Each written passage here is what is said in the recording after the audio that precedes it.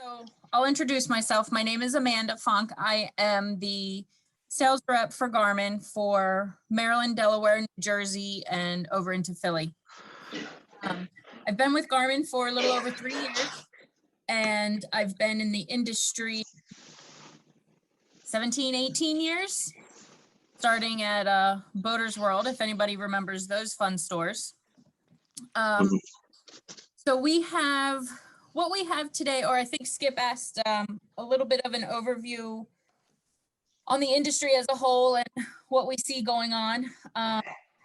Pretty much what you hear is what we see. The industry is on fire. The industry is on fire right now. There are boats being bought, used boats, new boats, boats out of factories have, July, August, September delivery dates, and people are still buying boats, so we're still on top of that wave from COVID. We have, I think, and this is just kind of my opinion and what I'm seeing, people who bought their boats last year, they are going to continue to use them. They are immersing themselves in the lifestyle. It's a safe lifestyle, safe to be out, and you can successfully distance from other people, get your family outdoors, out of the house, and such. I think we're going to see this trend for a while. Those who are buying boats now this year who aren't taking delivery until the end of the summer, they're going to use theirs for the next few years. People who are buying used boats, they are doing refits. They are new boats are coming from the factory with a lot of Garmin, a lot of electronics already installed. So all over is on fire. Part of my time in the industry was spent at West Marine also. I spent 6 years with them, and I still have a lot of friends who are store managers and district managers and such, and they're seeing the same thing. They're seeing, we've got all over the industry, business growth we saw a lot of growth last year. We're seeing year over year growth again this year, and the trend still looks positive. So it's a really, really good industry to be in right now. So that's my 2 cents on what I'm seeing, what we're noticing, what we're hearing out in the field. Okay, so we'll get started. So when we originally talked, Amanda and I originally talked about this, we designed it to kind of be a Q&A session. I'm just kind of here to answer your questions, any questions you have. There's 2 formats to ask questions. You can raise your hand. I can't see everybody that's on at once. So the best way to ask a question would probably be to ask it in the chat. There's a little, if you go down towards the bottom of your screen, there's a little chat button. You can type a question in there. We've got a few questions already, so we'll start with those, and either they can lead into additional questions, or if not, we've got till about 7:45, I think. I do have some topics, some frequently asked questions that we see at boat shows and things like that through different seminars that I can go over.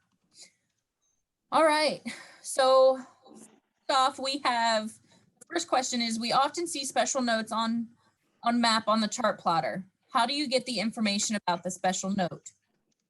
Okay, so to get an information, let me see if I can share my screen. And let's go here. Okay, can you guys see the chart on my screen here? Yep, coming up. Yes. Yes, Yep. okay. Yeah. All right, so I am, since I'm not plugged into a chart plotter at the moment, I am using the Navionics chart viewer. I am using this as an example. Most of our charts are between, Garmin owns Navionics, if you didn't know that. So we own Navionics, We are heavy partners in cartography. So Navionics and Garmin, the cartography you see on each is going to be the same. So we came out last year with our Garmin G3, which is what all of our chart plotters are embedded with. That is bringing in all the Navionics data. All the Navionics data is in the Garmin charts. So Garmin data is coming into Navionics and Navionics is coming into Garmin. So I'm going to use the Garmin chart here, or the Navionics chart, to kind of answer that question. So the question was special notes. So if you see over here, these little sailboats and such, if you use Active Captain, if anyone uses Active Captain or community edits within Navionics, this is how they pop up. So an easy way, and this is, you can do this on the chart plotter as well, an easy way to see what these say is just to click on it. A little question mark will pop up and it will tell you all about what that little note is. These are, and here's even more. So this is how you can read the notes. This is very similar to do it on the Garmin chart plotter. You can do it through Active Captain. If you look at your charts on Active Captain, you can do it on your Navionics app if you see there. Again, any of these little notes, you are able to pull up and read what the note is about. Once you pull it up, you have a couple options. You can measure your distance, you can mark it, you can boat to it, and you can add some additional notes. You can even do that on channel markers. Same information. Different information on that. So that is how we look at those. Let's see if I can, let's stop sharing and see. All right, so my chat is back up. An overview of the fish finder and how to read it. Okay, this is a great question, and it is one that we get quite often. How do you read the fish finder? So in order to do that, I'm going to pull up a couple slides here. And I'm going to start sharing my screen again. And all right, do we see Sonar main menu? Uh-huh. Okay. So Sonar, one of the great things about Garmin and it being so easy to use, and I'm gonna apologize if you see me looking in a different direction. I've got 3 different screens up here, so that's what I'm kind of looking at there. Our system, our user interface is very easy compared to a lot of the competitors. We have the menu button. The great thing about the menu button is when you hit it, you pull up the menu for that screen. So in our Sonar menu, once you're in the Sonar screen, if you press menu, you get the Sonar menu on the side. So you have, what we're seeing here is this is our traditional Sonar. It is most of our transducers, you're going to get traditional Sonar. We have 3 main types of Sonar. Traditional is what you see here. Excuse me. Side view and clear view. Side view and clear view are really used for fishing, for finding structure, finding wrecks, etc. Traditional Sonar is used on a lot of bigger boats. One, if you just need to know the depth. If you're cruising around and cruising up the coast and taking these trips and you just need to know the depth, you're going to get a basic transducer. It's going to give you basic traditional Sonar. I want to talk about frequency before we go back up to gain. Frequency is a big one. Transducer frequency is determined by what you want to accomplish. If you are going out to the canyons and you're deep dropping, or you're going out sword fishing and you're going into 10,000 feet, you're going to want a low frequency transducer. So it's kind of the opposite of what you would think. High frequency transducers are used in shallower water. They have a wider beam angle. Lower frequency transducers are used for deeper water and have a more narrow cone beam angle. That allows the transducer frequencies the pulses to shoot down to deeper depths. So that's sort of the difference between the frequency. You also have frequency ranges. So for example, the very common transducer, the AMR B60, is a 50, 200 frequency. So you can use it at 50 kilohertz or you can use it at 200 kilohertz. And you can go back and forth between those. You also have chirp, which chirp allows you to sweep through a range of frequencies. So for example, our chirp transducers, we have a variety of different frequencies, but let's just say it ranges from 600 kilohertz to 11 or 1200 kilohertz. So the chirp is going to send pulses at all of those frequencies to give you the best and most sharp image on your screen. So you can adjust your frequency. You can see here in the Sonar menu, you have frequency. You can adjust it there and you can choose. So here are 3 different frequencies that this particular transducer will allow.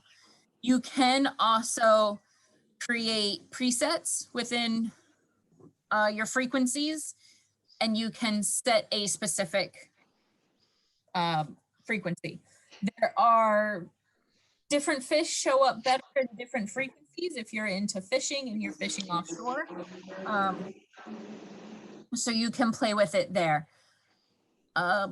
Gain. So continuing on our Sonar, we'll spend a couple more minutes on Sonar. We have gain again in your Sonar menu. You hit in your Sonar page, you hit menu. You have gain up here at the top. Gain adjusts the sensitivity of what you're looking at. So you can see here as we start bringing our gain lower and lower, the screen becomes more cluttered and less cluttered. So depending on what you want to see is where you're going to put your gain. We do have auto settings. So you see here, auto high. We do put a lot of science into creating our auto settings. So a lot of times, most times, our auto settings are going to be right where you want them instead of having to adjust them individually. Let's see what else we want to know on Sonar. You can pinch to zoom on the Sonar screens. You can easily, so if you're looking at a particular feed, a particular sounding, you can pinch to zoom on there, and it's just a quick pinch to zoom, and if you zoom it all the way closed, it's gone. You have range. The range is going to be your depth. So if you're fishing and you want to look at a particular depth, if you're in water, but you only want to be in the top 300 feet, you can set your range there. This is a good one. Transmitting sonar on and off. You can go into, again, your Sonar menu. Once in the Sonar page, you hit the menu button, transmit on and off. This is good for if you are keeping your boat on a lift, or if your boat is trailered and you don't turn the battery on or off. You know, if you are doing work on the boat and you have the battery switch on, you want to turn your transducer to transmit off. You don't want to burn that up. So that's a good one to know there as well. Any questions on Sonar before we move into the next topic?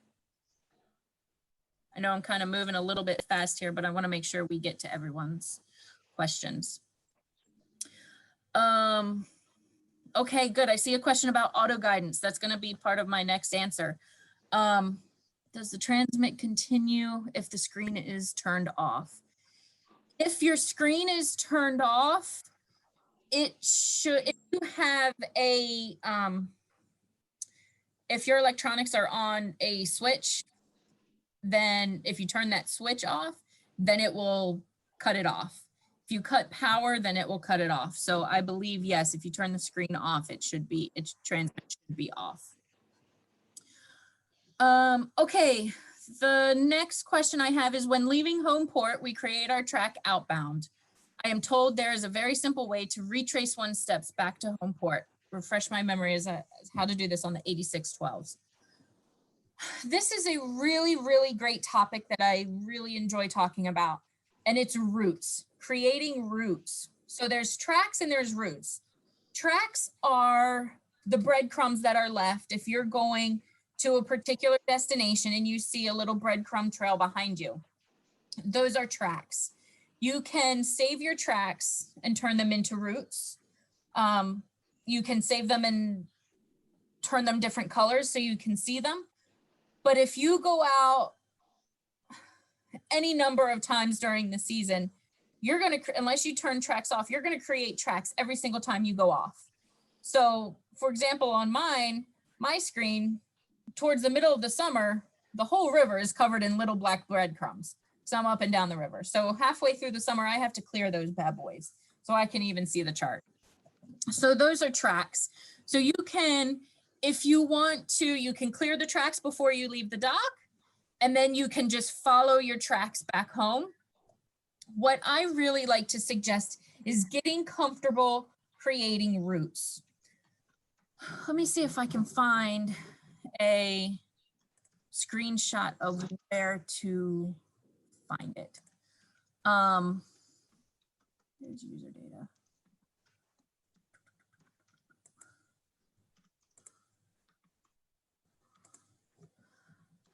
In the, okay, let me just share. Where did I find that user data?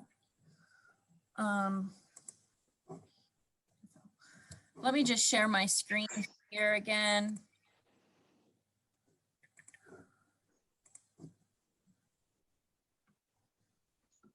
Okay. We have the screen here. So this is a different screen. We'll talk about waypoints in a minute. The bottom bar here does not change.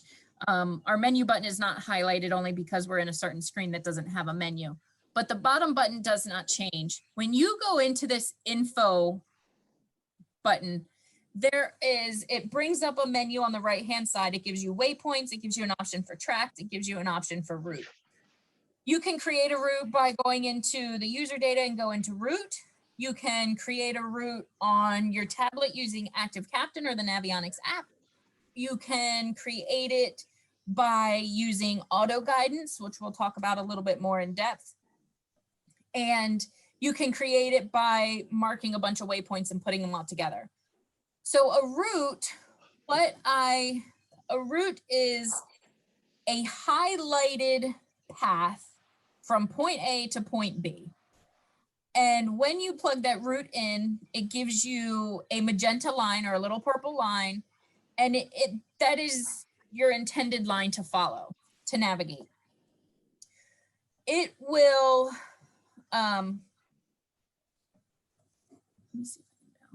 it will give you navigation information such as your time to your destination, your distance to your next turn, your distance to your destination, all kinds of navigation information you need to get from point A to point B. Now, a lot of us, keep our boats in the same location, and, we have our favorite spots that we like to go. On the South River, I like to go into Annapolis. I like to go into Deal on the West River. I love going into St. Michael's. So I have all of these places that I love to go. I create routes. I create routes from my slip to these places. And the reason I do that, even though I've been boating on this river my entire life and I know the river like the back of my hand, it can be a safety thing to create the routes. Not only does it give you the really good detail, but it gives you a visual of where you need to be. You your route around a marker, you can adjust it around a shoal, you can adjust it around anything. Quick story, a couple seasons ago, I was coming back from the West River and I knew there was a storm coming in the afternoon. So we went out a little bit early, had an earlier lunch, and we were coming back. The storm came in faster than the radar was showing, and we got caught in the storm. At the time I had a 20-foot Robalo center console. I couldn't see 5 feet off the bow. Couldn't see a darn thing. I was able to get back to the dock by following that purple line on the screen. You see your boat icon and you can follow that purple line on the screen, get back to where you were. And that's how I was able to get back to the dock. So I suggest creating routes everywhere you want to go. If, God forbid anything happens to you as the captain and, your mate or anyone who's with you needs to get back, if they don't know the way, that purple line is there. Very easy. So creating routes, I would definitely get familiar and comfortable with creating routes. And I always suggest creating routes to almost anywhere you go. Once you have that route created and saved, you can easily say, when you say, okay, if I was going to the Thomas Point Lighthouse, I would say, okay, I'm going to Thomas Point. It's going to ask you if you're going forward or backwards. And when I'm going and I'm on my way, I hit forward. When I'm on my way back, I'll hit backwards and it'll give me all the information to get back home. Auto guidance. Auto guidance is a great tool. However, it is called auto guidance for a reason. It's not called auto guarantee. So it should be used as a general idea. I have used auto guidance a couple times where if I used it just the way it was, I would have run smack dab into the channel marker, so it is as a guidance, and your navigation you should still be alert and navigating. What you can do is you can take that auto guidance route and you can save that and you can adjust it. So for example, when I was going into Pirates Cove on the West River, I used auto guidance. I created my route. When it got a little too close to the channel markers than I was comfortable with, I was able to just adjust the route and move it over, and it saved. When I was coming around the red, going into the West and the Road River right there was a crab pot about 15 feet off the marker. So I took that route knowing in that particular day that I was going to be coming back in the dark. I took that auto guidance route and I adjusted it and dragged it out. So when I was coming back in the dark, I knew I was clear of the crab pot. So you can adjust it and you can save it. How it creates the routes is you enter specifics about your boat. You enter minimum depth that you want to go in. If you don't want to go in any less than 10 feet, if you don't want to go in any less than 6 feet, you enter your height restrictions. If you have an upper helm station or a tower or a T-top or anything on the boat, you enter in your height restrictions. You also enter in the distance from the shore that you are comfortable with. If you don't want to go any closer than 100 feet from the shoreline, you enter that information in there. And so when it's creating that route, it uses those parameters to create it. So it's not going to take you anywhere in less than the 10 or 6 or 10 feet that you specified. And it's not going to take you under it's not going to take you under a 10-foot bridge clearance if you tell it that you have a 15-foot height restriction. So it uses those parameters to create those. I'm just going to interrupt real quick. And if Jeff can hear this, Jeff, if you can mute yourself, I think that would help with the clarity of the sound. All right. Okay, go ahead. Yep, let me see. So Amanda? Yes. Yes. So my question was, if I create breadcrumbs going out, how do I reverse that quite easily? So I just follow my breadcrumbs coming home. That was my question. You would have to save your track as a route. And once you have it saved as a route, you can then use it backwards. Okay. And that would be done in this, in this info button. And it brings up your, on the right hand, I'm sorry, I don't have a shot of it. In this info button, it would, on the right-hand side, it brings up waypoints, tracks, routes, etc. So you would go into your tracks button and follow the prompts to save, pick a track and save it as a route. So you'd have to save your track as a route. Hey, Amanda, Casey's got, can Yep. load something into like waypoints as home, as Yeah. your slip, and hit that wherever you are, and it'll bring Yeah. a safe way? Absolutely. So if that is, if you have auto guidance. So if you do, if you go into and you hit and you may create a waypoint of home. So let's just go through this really quick and then I'll answer that question. So here's entering waypoints. Let's start there. So entering waypoints, and everyone can see my screen, correct? I'm still sharing. Yes. Yes. So entering waypoints, if you want to enter a waypoint for the exact location where you are now, you can hit the mark button down here on the right-hand side. You can hit this mark button and it will drop a waypoint right at your current location, right where you are. When you do that, it's going to pop up with this. So when you mark a waypoint, it numbers it. When you hit that mark button, this screen is going to pop up for about 5 seconds.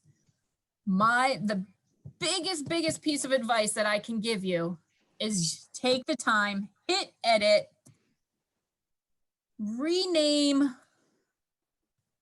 I don't have the rename in here. So you can hit edit, see where it says name up here at the top now, hit name and name your waypoint. Because as you can see, so here's a second waypoint that they dropped. This is number 5. So if you're dropping waypoints throughout an entire day of boating, you get home, you've got numbers 1 through 7. Who knows what 1 through 7 is?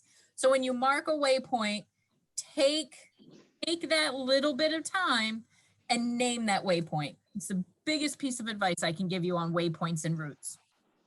Okay. There are multiple ways to, so you can create a waypoint using, I don't think let's see what we have here. No, okay. Okay, so here's an example of what I was just saying. So here's the list of waypoints, 4, 5, 6, and Big Rock.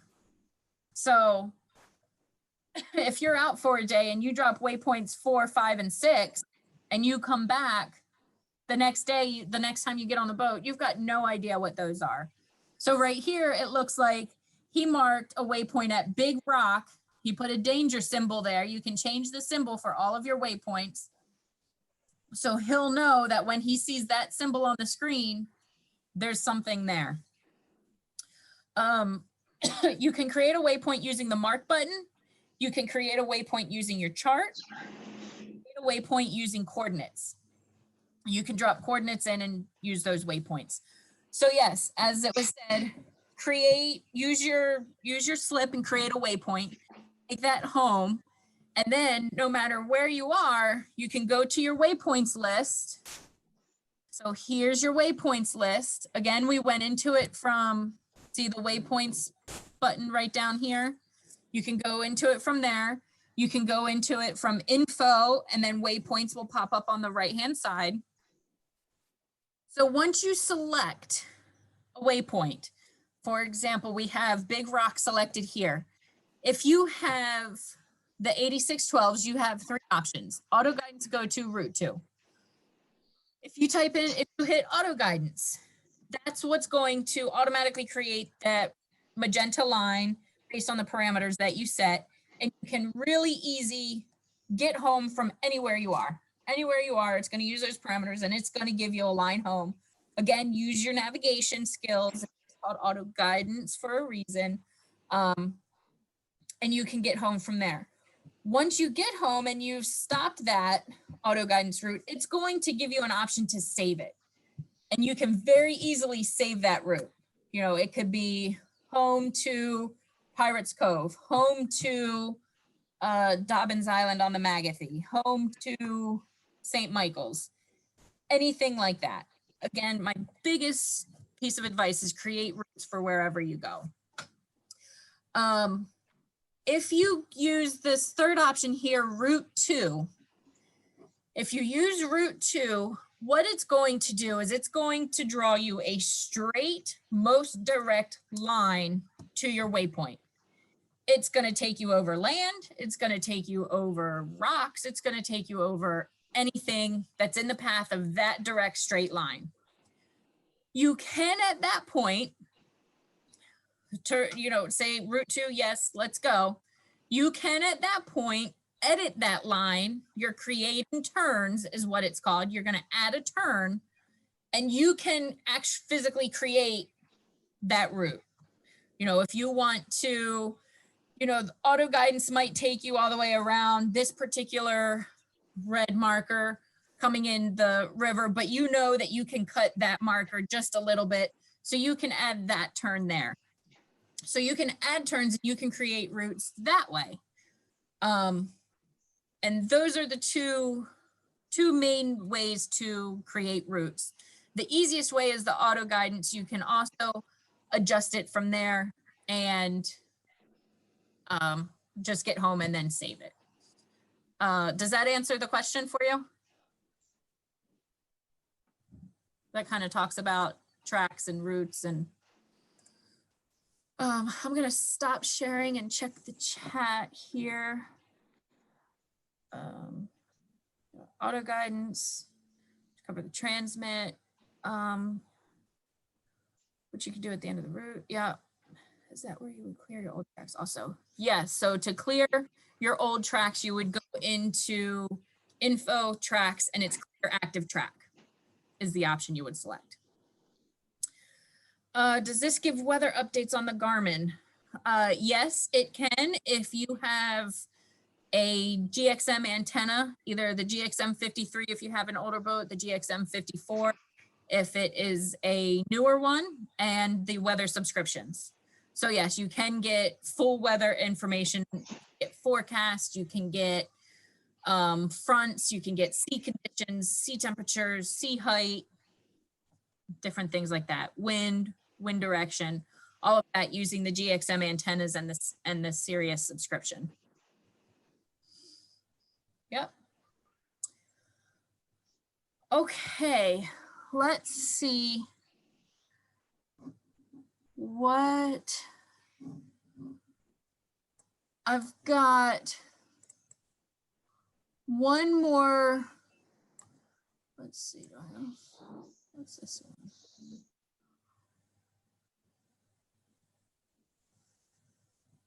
Okay. I've got 2 more frequently asked questions. We'll go through pretty quickly. I will, okay, share my screen again.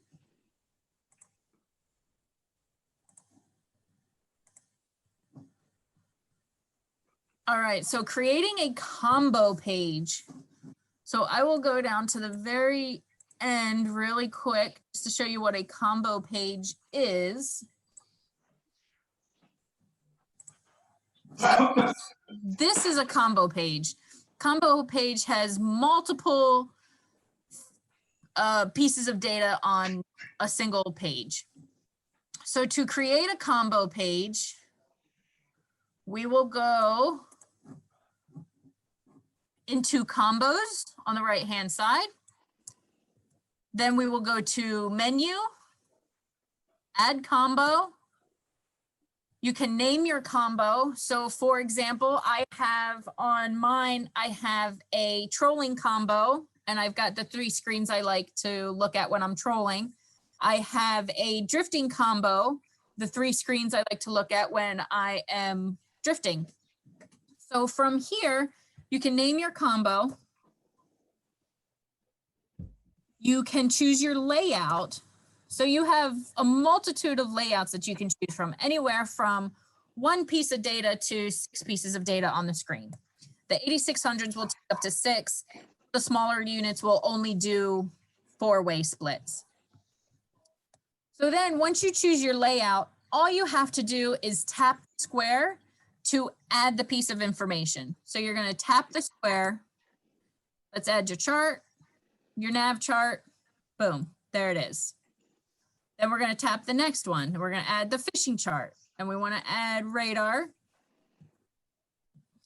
This little arrow that you see in the middle, this will resize any of these squares so that you can have any particular one larger than the other.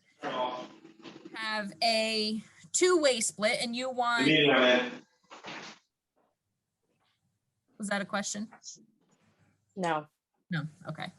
So if you have a 2-way split and you have your chart on one side and your sonar on the other, but you really are going to use your chart most of the time, you can fill most of that 2-way split with your chart and have a skinny piece for your sonar.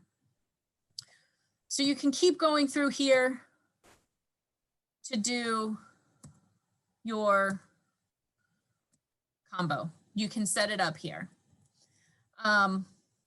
I'll just take a second and talk about these, what they're doing here with your overlays. Overlays are this information that you see on the side of your screen.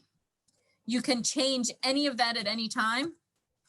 You can do your data bar right here is right now is on the sidebar. You can see that.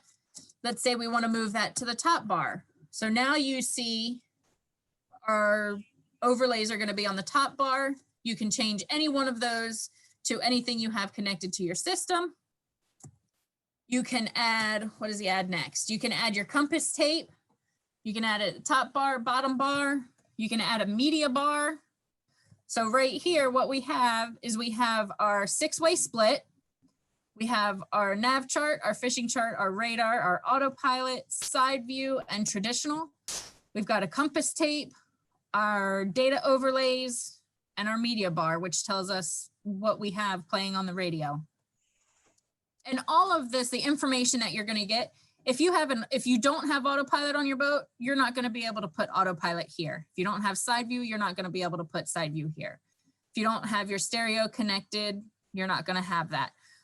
So it's going to give you the options. So it's not so confusing. It's going to give you the options for what you have built into your system. Let's see. This is the other one here. So this is the other topic. We've got customize your nav chart. This is edit overlays. We briefly just went through these. Editing your overlays, you can turn them into double corners. You can add a top bar. You can put your media bar. You can add an autopilot bar, which is what he added there.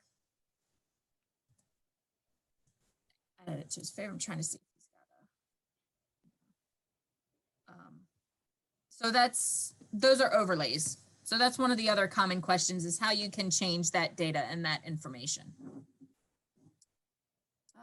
Okay, we will stop sharing and let's see.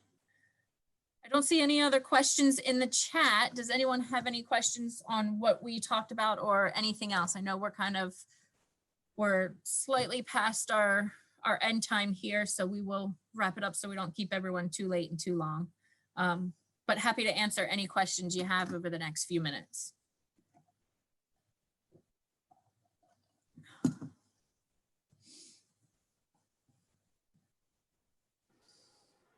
Okay, no questions. That means I did a good job. You did excellent. Yeah. Is there one, excuse me, Amanda, Yeah. you did a great job. Was there one video that you recommend, or do you just go to take you through more information for learning? Is that you just go to the latest Garmin 2021 video type thing?